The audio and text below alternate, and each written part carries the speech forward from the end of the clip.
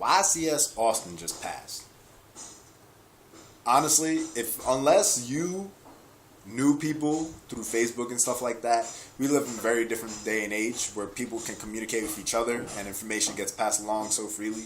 But if this had been a few years ago and the only way you could read the coverage was by reading their website, most of y'all wouldn't even know there was a YCS. What I'm talking about is the actual coverage on the website.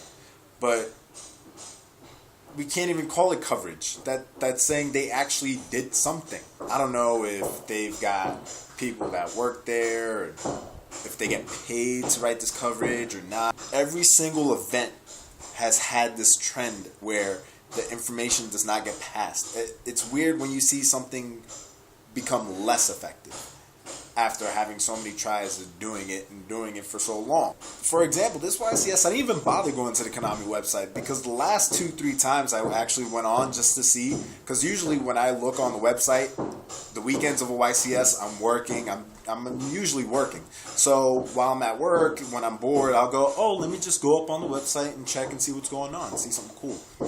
Nope, after the last 2-3 couple months, I don't even bother going on the website anymore. In fact, most of the information I got was from Facebook feeds, from you guys and other people that I know on there, and everybody wants to know what's topping, what's winning, what's losing, who's winning. Everybody wants to know that info. Now, I could really care less, but I am curious half the time to see exactly what's happening during a YCS. I'm not going to lie. My biggest interest was to see if Fire Fist were actually winning and stuff like that, which I think they came in second, which is pretty cool, even if it was the rabbit build.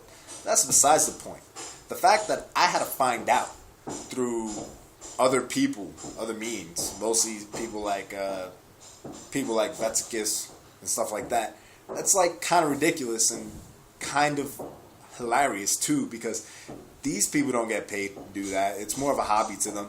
But yet the people who do this as a hobby are doing a much better job of covering and writing down and passing along this information than the people that actually work for the company.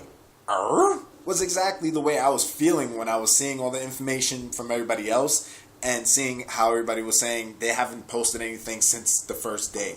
I'm pretty sure the coverage on Konami's website looked something like this. Welcome to day 1 of YCS Austin. Look at all these people coming in to sign up for the tournament, and look at rounds 1, 2, and 3.5. And I'm pretty sure after that, it was just silence. It's kind of like YCS Austin just got EMP'd and there was no electronic information to be able to be passed to the rest of the world.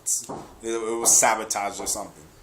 But it really is sad. I really don't understand from a journalistic point of view, because that's pretty much what I study and stuff like that. It makes no sense. Even with this day and age and technology, journalism sucks. I don't know if you people notice this. I don't know if you guys noticed that the media really bends to the whims of everybody that pays them, because they have to survive and feed their reporters. These guys really don't have to do much. All you have to do is sit there, watch a match, shoot. If I was there, all I would do was just record the match. And then after you record the match, sit down at the end of the night. When you get time, look over the match and go, oh yeah, this was such and such, and right. It's not even that much, because usually the coverage isn't really that in-depth anyway. So I really just don't understand why they can't get decent coverage on there.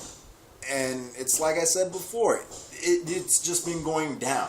Soon there's not even going to be coverage. The next YCS, watch, YCS New Jersey, because New Jersey does suck, by the way. It's just going to be like the Tuesday after the YCS. It was like, oh, there was a YCS in New Jersey this past weekend, and here's what happened. That's pretty much what's going to happen over time, if that. Because we don't even know. They might just stop doing coverage altogether.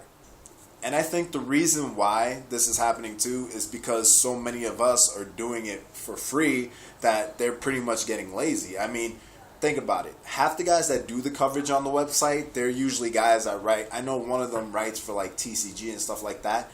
He also does the coverage for Konami. That's why on his articles he can't really talk about cards that haven't come out yet. He does know about the new stuff. He does know about War Gods and stuff, but he cannot talk about them until they're officially released, because it's probably company policy and stuff like that.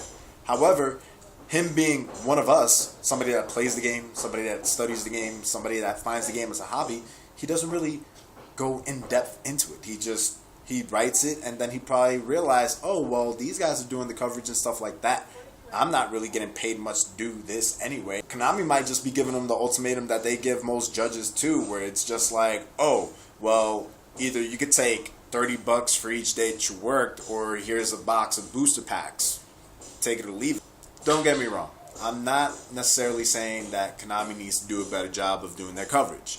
They have no obligation to do it. It's something that they really do, that they feel, oh, let's put this on our website because it's more advertisement. You go on their website, and if you're a new player, you go, well, why should I play? And then you see, oh, there's a tournament, there's coverage, there's feature matches, I could get all this stuff. But honestly, now, I don't believe that it's something that's in their budget, and in all reality, it was probably kind of like a favor to us. It was one of those things where they said, well, let's do coverage and show feature matches and stuff like that. However, they didn't necessarily have to do it. They don't have to do this. They could probably just shut it down tomorrow and say, you know what, we cannot do coverage anymore. You guys do a good enough job, the fans do a good enough job and stuff like that, so we don't need to do it. So in that sense,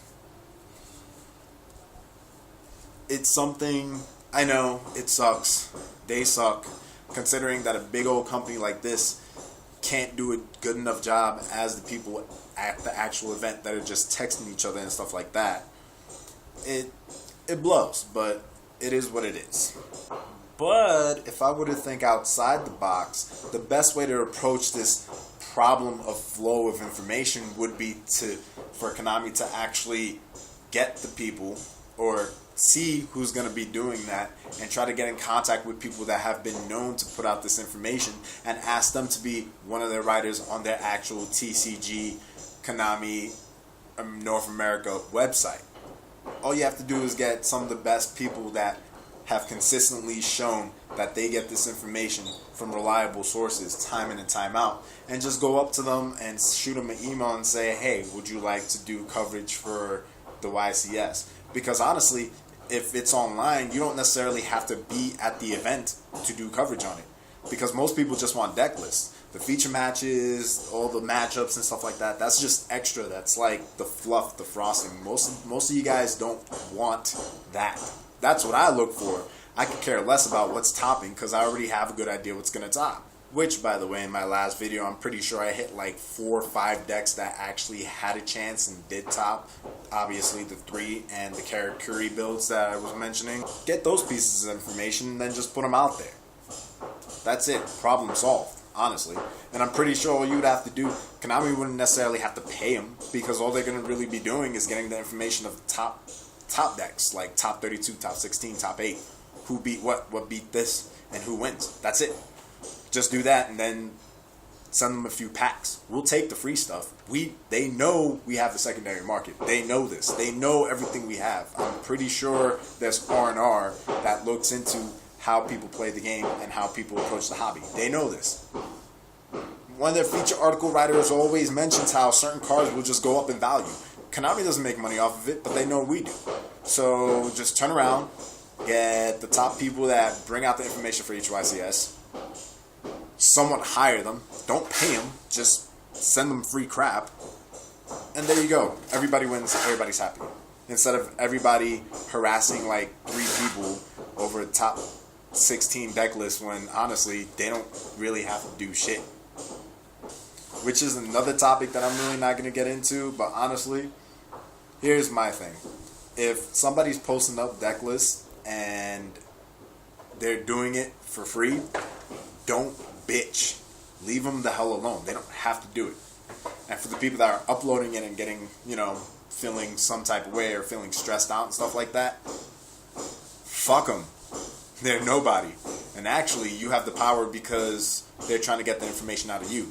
Because information is power. How do you think kings used to keep their lands and stuff like that and their serfs? They would keep them ignorant. Serfs didn't know how to read. Same way with slaves and slave masters. Information is power. So basically, you're the master and they're your little bitches. They're going to keep bitching you about information and you just bend them to your will. But that's a more sadistical way of looking at it. Just know that if they're bitching at you, that's a good thing. Just, ignore everybody else and put it up when you feel like it. Shoot, that's what I'm about to start doing. But But yeah, the real purpose of the video was to talk about the actual coverage. Everything else was just routine. It was like mermails. I think those, what was it? Those Karakuris, there were mermails. There was Fire Fist. There was Hero Deck. It's garbage deck.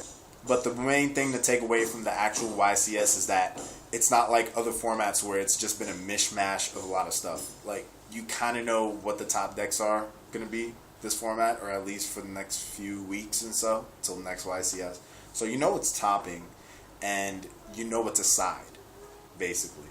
And then the anti-meta decks, which would be stuff like heroes and such, you know what to side against them too. So it's not like the other formats where there was like, in top 32, 20 different decks. So all you people that were complaining, oh, we hate it because this format, anything can win. There you go. Now you guys are complaining, oh my god, mermails are so broken, and Fire Fist, and blah blah blah. The story of Yu-Gi-Oh! Players are always complaining about every little thing. So yeah, I guess what to take away from this? The coverage sucks.